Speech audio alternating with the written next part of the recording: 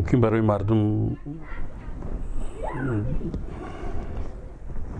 سوالای بسیار به میان آیند که نفرای شناخته که در محبس ها هستند از قبیل محمد روزی اسکندرов، زاید سعیدov یا که از قطار ادوکات های غفور میرزایف، ادوکات های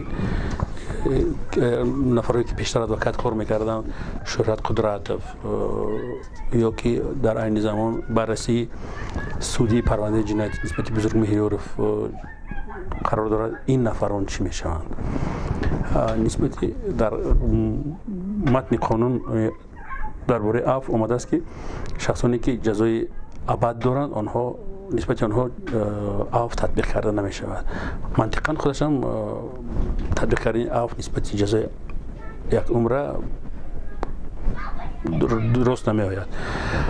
نسبت محمد روزی اسکندرov و زاید سعیدov اگر کردار آنها با ما دایی که نمبر کردیم تجاوز و تروریسم و تشکیلاتی یا که با افراطگرایی اکستریمیسم وابسته نباشد تطبیق کرده می شود.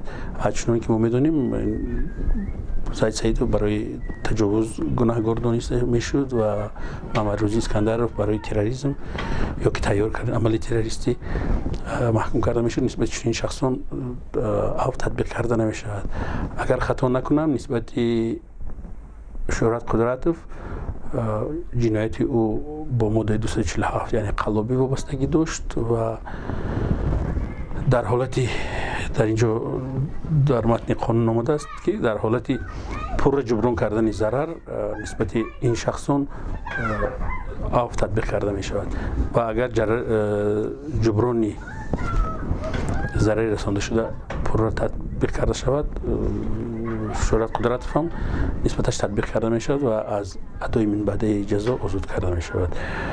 نسبت بزرگمهریارov همین گفته میتونم که بررسی پرونده بزرگمهریارov به آخر نرسیده است و هنگام بررسی پرونده اگر با ماده هایی که محدودیت پیش بینی کرده شدند علاقمند نباشد جنایتی که در آن عیبدار کرده می شود و به سود داده شده است، سود می تواند هنگام برآوردن حکم نسبت بزرگمهریارov عفو تطبیق نموده از تالار سود او را آزاد کند.